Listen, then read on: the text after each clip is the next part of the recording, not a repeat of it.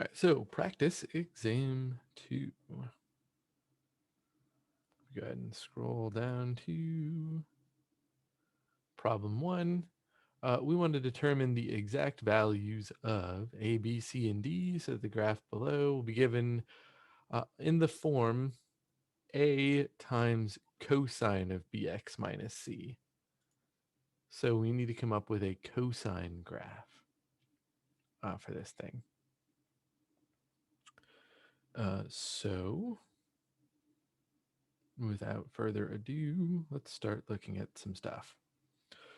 First thing I'm going to be after when trying to solve an equation from a graph is I'm going to look for its range. And the range of this one looks like it's -5 to -1.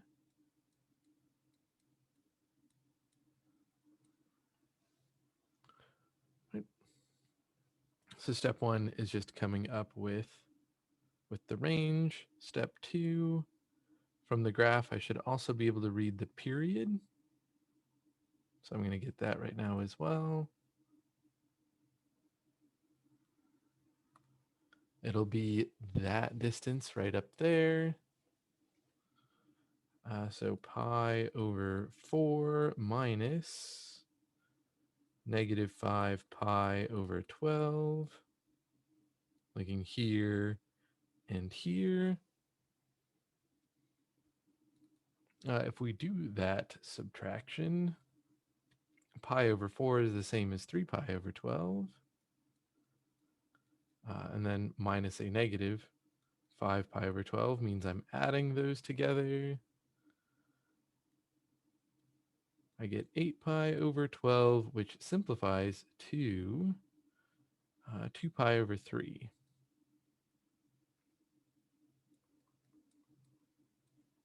So 2 pi over 3.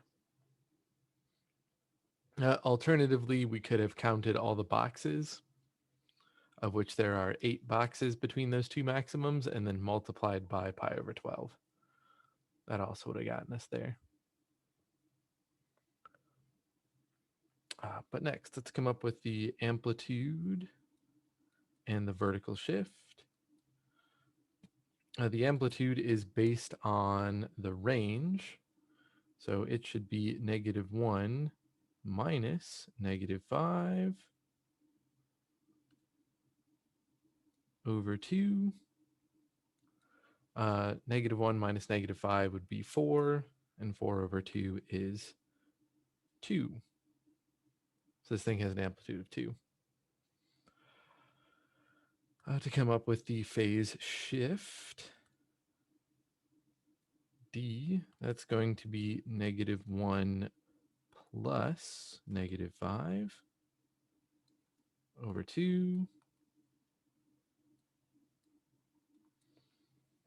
So -1 minus 5 is -6. Divided by 2 is -3.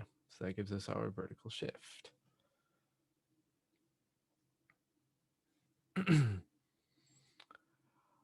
Lastly, we're going to need to choose a phase shift. And for picking the one that ends up being the most interesting, which one do I want to pick for the phase shift? Well, there are 3 options that I see for this thing being a cosine graph. I have -pi over 12 is a valid choice. I'd also have pi over 4 or -5 pi over 12. Any one of those points are okay for the phase shift. I am going to choose -pi over 12. Just to make things a little bit spicy. But again, other phase shifts were fine as well. Either of those two I circled in green.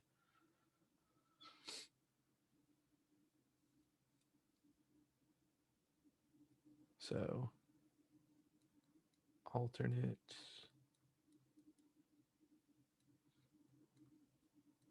phase shift. And over here we also have an alternate phase shift.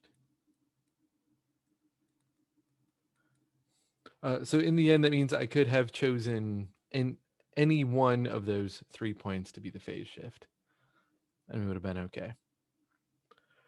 But I now have enough information written down that I should be able to get A, B, C, and D.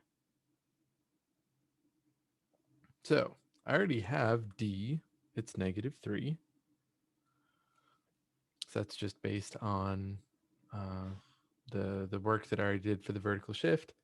And vertical shift is always going to be the same as D. A, I know should be ±2 from the work I did to get the amplitude. So to decide between plus or minus, I need to look at my choice for the phase shift. I happen to choose a spot or a phase shift where A is going to start off negative because I chose to start at a minimum based on my phase shift selection. If I had chosen either of the 2 points I circled in green, either of those 2 alternate phase shifts, I should have had a positive value for A. So if I chose the green spots, I'd have positive A.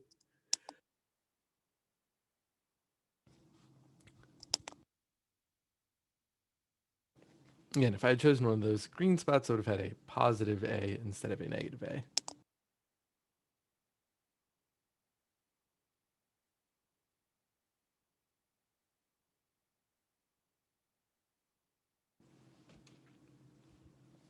Okay. So next I need to get B and C. And B, I know is 2 pi divided by the period. So that'll be 2 pi divided by 2 pi over 3, which means that B comes out to 3.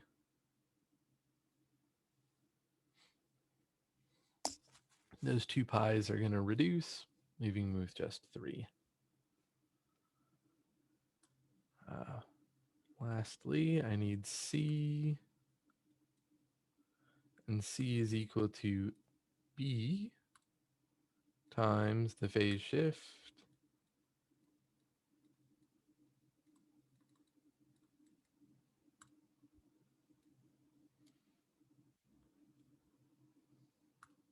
so that'll be 3 times negative pi over 12.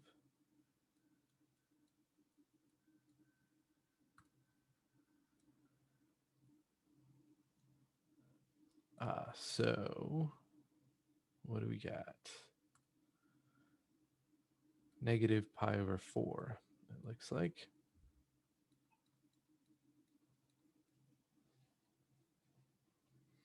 If I multiply that through,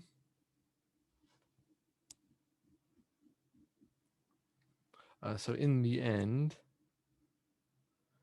I just need to put all this together to form an equation. So if I just start filling in everything we got, -2 cosine of 3x minus a negative pi over 4. So because my phase shift is negative, the inside of my cosine function looks like plus pi over 4. Because remember that the inside of the equation and the actual value of the phase shift should always have opposite signs. So a negative pi over 4 for the value of C means that,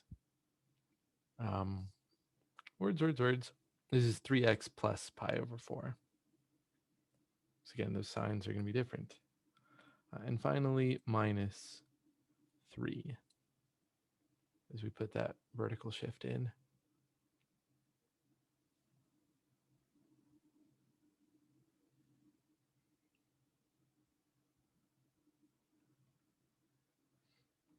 Okay. Problem 3. Apparently we didn't have a problem 2. Circle the correct response. So I've got a 9 sine of pi over 2x minus 6. So I know I've got a positive sine graph with a vertical shift down. So without looking too hard at them, B must be the correct choice. So notice that the scales in those graphs are deliberately kind of small, emphasizing the fact that I don't want you to pay attention to the exact numbers that are on there. We're just kind of looking at these graphs uh, holistically. If we look at if we look at option A, that thing has a vertical shift up, right? The whole graph has been shifted up rather than down. So it's out. Also, it's got a negative A value, so it doesn't work. Option C, that one has been shifted down and does have a positive A. So maybe that one's not immediately apparent why it's not the best choice, but option D, again, has been shifted up. So that one's no good. If we come back to look at option C, I can see that that thing has been shifted down, but the amplitude in option C is significantly less than the vertical shift, which is not the case that we had. Our amplitude in 9 sine blah, blah, minus 6, our amplitude of 9 is bigger than our vertical shift of 6, which is why B is the best choice. And I'm sure if we looked at what the actual numbers were, we'd see that it matches up. But again, I was hoping to look at that one just somewhat holistically. If we take a look at the graph in option 4 and try to match it to a graph, well, I can see from the beginning, since this thing starts at the middle and then moves down, I should be looking at a negative sine graph. Specifically -2 sine of something. But since it's a negative sine graph, I can immediately get rid of A and B and E, since all of those have +2. So I only have to decide between C and D, which means for the last bit, I've got to figure out what B should be equal to. And I can see over here that my period is going to be 4 pi over 5, which means that B is 2 pi divided by 4 pi over 5, which is 5 over 2.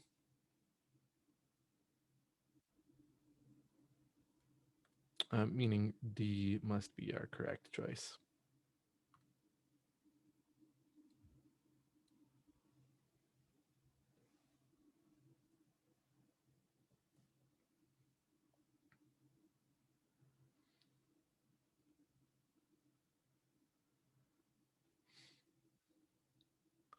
So if I come to problem 5, list all phase shifts where the value of A is positive in the equation for A cosine Bx minus C plus D. So this was a problem that this looks like it's the same problem that we did in problem 1, just asking us specifically to look at positive phase shifts, or rather phase shifts where A is positive. So A is going to be positive at the 2 points circled. Those are going to have positive A values if I'm looking at cosine. So those phase shifts should be -5 pi over 12 and pi over 4.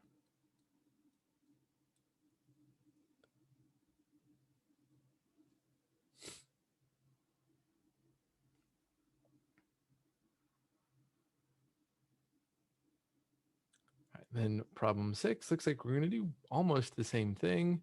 But we're going to look at phase shifts where the value of A is negative, and I'm looking at a sine graph. So it will be helpful to draw in the vertical shift, which it looks like it's at -1.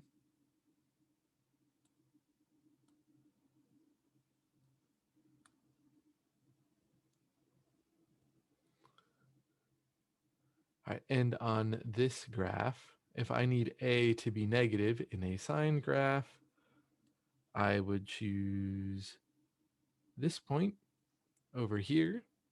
I'll have a negative A value, and also this point over here. Looks like I could choose that as well. So this one out here is at -pi, and this one's at pi over 2. So -pi and pi over 2. On the exam, I'll make sure that any phase shifts that I want you to choose are labeled clearly. So like this one, I had to do a little bit of work to figure out what the label is to all the way to the far left. And on an exam, I'd make sure that the graph actually has that one clearly labeled.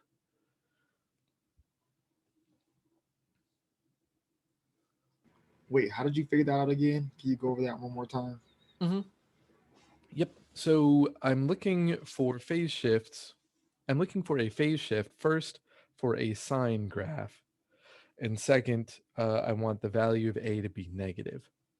So if I'm picking a sine phase shift, I know I need to be looking along the vertical shift line to figure out where I should find my phase shifts.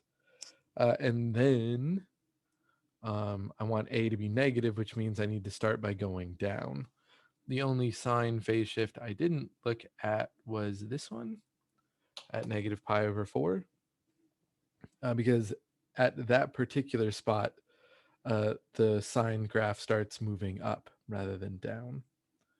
So -pi/4 corresponds to a positive value of A. While we're on that topic, uh, it should be pointed out that sine and cosine have the same graph shape, right? So until I told you that this was, I said specifically look at this as a sine graph. This graph could be either a sine or a cosine graph. It all depends on where I want to select my phase shift. Because again, the shape of a sine and cosine graph are exactly the same. So if I had just chosen to start at a maximum or a minimum, instead of starting at the center line, this could have been a cosine graph instead. And that's a pretty decent concept to remember for the exam that starts tomorrow, or whatever day if you're watching this recording. No, but for those of us that are doing it live, the exam starts tomorrow.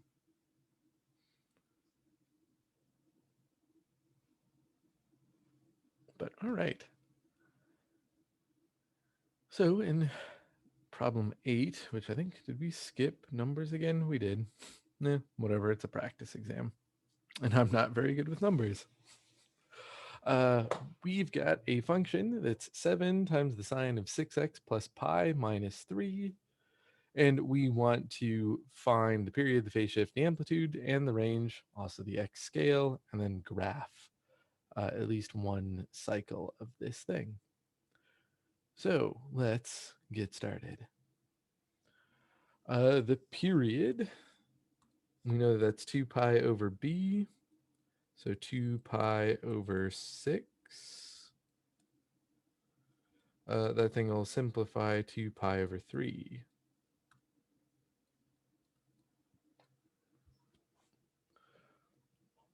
The phase shift, we might as well get that one next. I know it's c over b. It's important to check out this part up here. C should be negative pi because it needs to have the opposite sign of whatever shows up inside of the function. So because it's 6x plus pi, our value of c is actually negative pi. 6 we're getting from right there. So that phase shift should be C over B.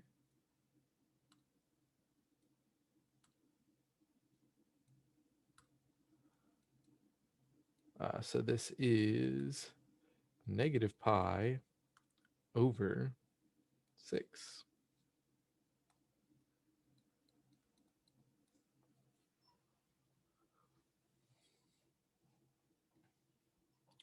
To get the amplitude, it's just 7. But to be the most rigorous about it, I needed the absolute value of 7. It just happens, 7 was already positive, so the absolute value doesn't do anything here, just keeps it 7. And then we want the range, which means we got to get both the maximum and minimum y value. So I think the way that I usually do that is starting with plus and minus whatever the amplitude is, and then add in the vertical shift. In our case, that means subtracting 3 from both numbers. So the maximum y value is 4, while the minimum is negative 10. So our range must be negative 10 to 4. Finally, we want to get the x scale, which is the period divided by 4. So pi over 3 divided by 4 ends up being pi over 12. That's where we get our x scale from. It's always the period divided by 4.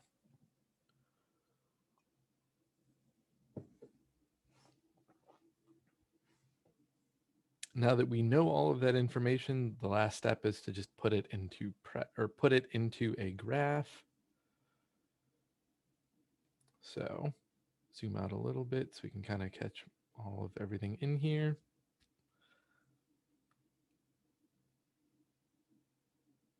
We had a vertical shift of negative 3. So I'm going to start by putting that line in there.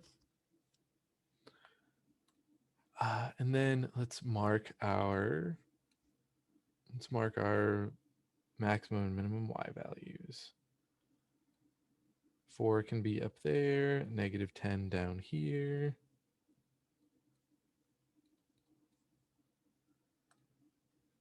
This guy right here is at negative 3.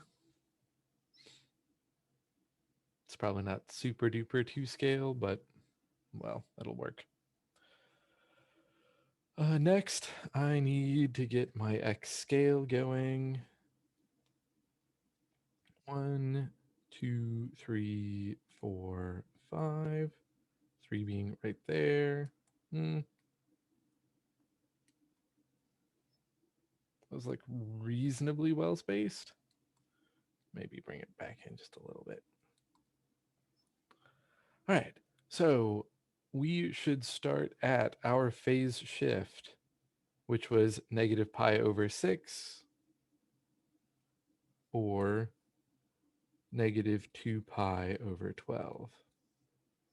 Just to put it in terms of the x scale, or have the same denominator as the x scale, which is pi over 12. And so since my x scale is pi over 12, that means that on each tick mark, I'm going to need to count by pi over 12. So starting from negative 2 pi over 12, then comes negative 1 pi over 12, then 0, then pi over 12, then 2 pi over 12.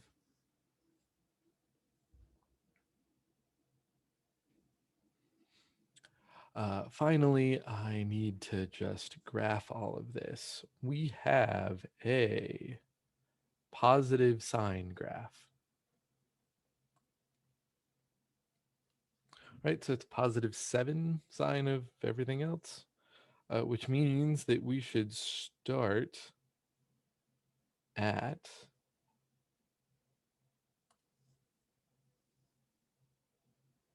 the center line where our phase shift is. Again, and our phase shift is at negative pi over 6.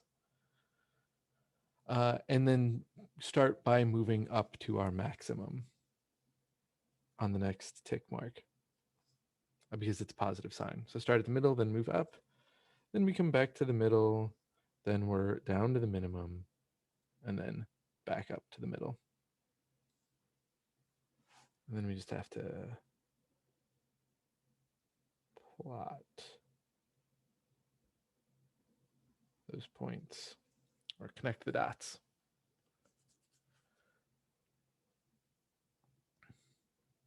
Yeah, I can get enough. And then I would label each of these key points negative pi over 6, negative 3, negative pi over 12, 4, 0, negative 3, pi over 12, negative 10, and finally pi over 6, negative 3. Now, of course, on the exam, which is a multiple choice exam, you don't actually have to draw any of these graphs per se. You just have to identify the correct graph out of multiple choices.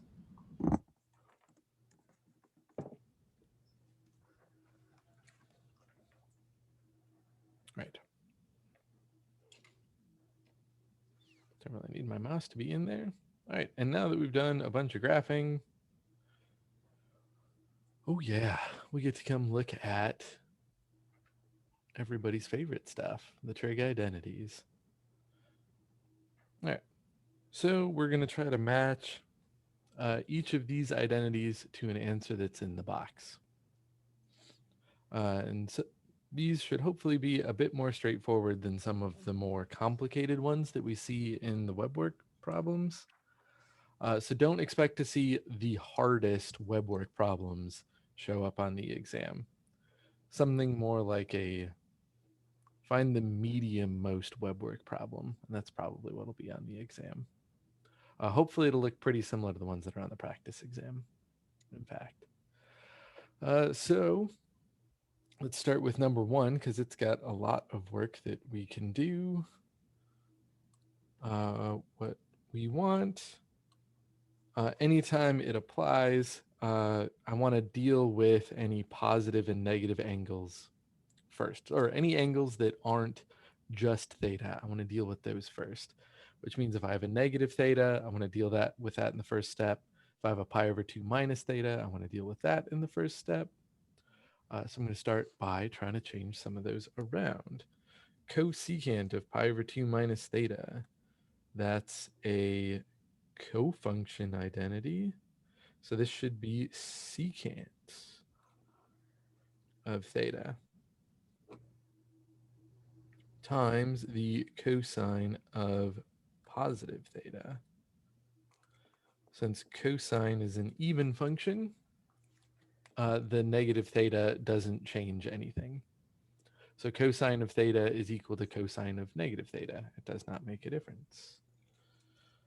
Into that next step, I've got tangent of negative theta. That's equal to negative tangent of theta because tangent is odd.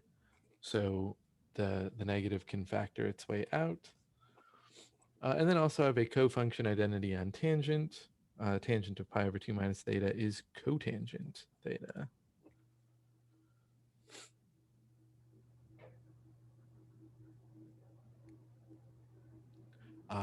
Now I can use some reciprocal identities in the next step. Let's see, am I going to have enough space? It looks like I can if I just kind of squeeze it in. Secant is 1 over cosine minus tan theta cotangent is 1 over tangent.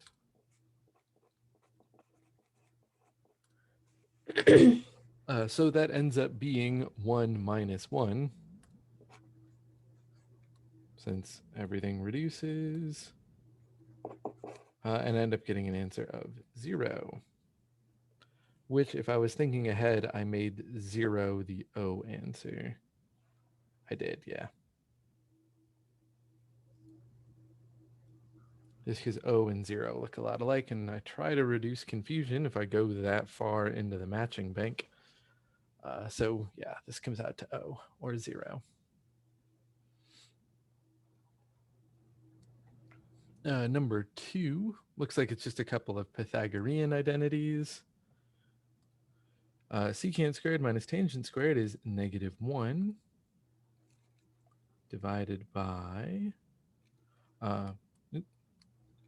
try that one more time. Secant squared minus tangent squared is just +1, not -1, divided by 1 plus cotangent squared.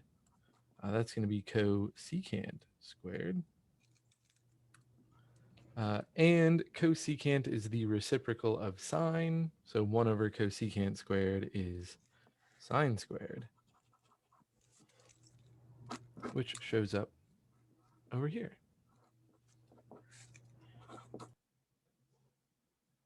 Sorry, Madison, but I'm muting you. I think you should be able to unmute yourself if you want to actually say something.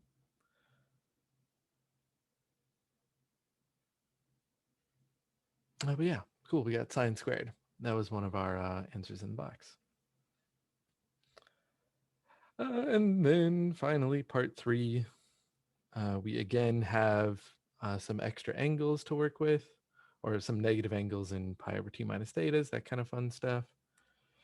So this will be secant of just regular old theta, because secant is even, so that negative sign doesn't impact the problem. And I have tangent of pi over 2 minus theta, so I need its cofunction identity, which is cotangent of theta. From this step, I'll probably change everything to sines and cosines, so that this is 1 over cosine theta times cosine theta over sine theta, at which point the cosines reduce with one another. I'm left with 1 over sine theta, which is cosecant theta. I already used O and 0. So do we have cosecant theta show up anywhere? We do. Must be E.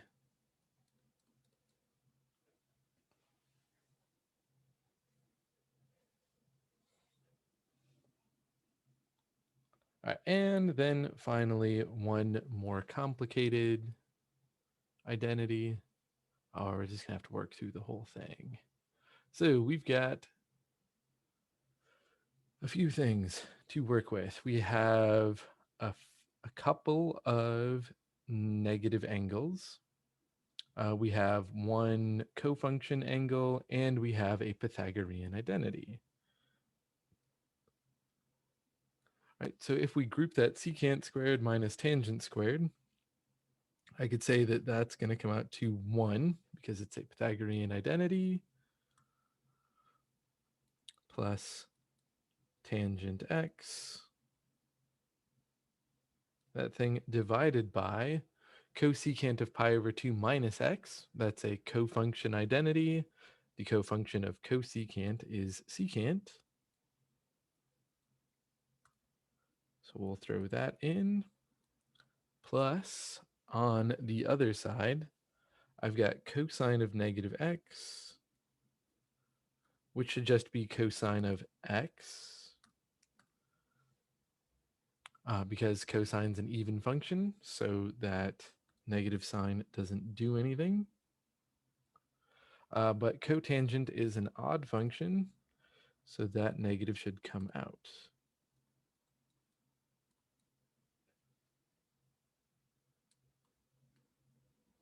So we mark that one in red so we can see where those things are coming from. Right, so with all of that, what do we want to do next? I'll probably bring things up out of the denominators. So secant is the same thing as 1 over cosine. So if I bring it up out of the denominator, this should be cosine of x times 1 times 1 plus tangent x. Let's keep it somewhat organized there. On the other side, I had that negative that came out, so this will be minus cosine x times tangent x, if I pull that cotangent out of the denominator. Right, so the reciprocal of cotangent is tangent, so if I want to move cotangent out of the denominator, it should become tangent of x. And then from here, it looks like I should just be able to distribute everything so that I have cosine x plus cosine x tangent x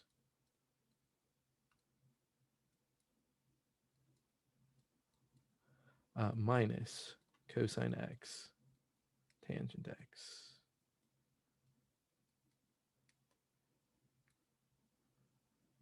Keep this a little bit more centered. And in this step, cosine x tangent x minus cosine x tangent x, those two pieces add up to 0. So I'm left with just cosine of x, which is what we were trying to prove.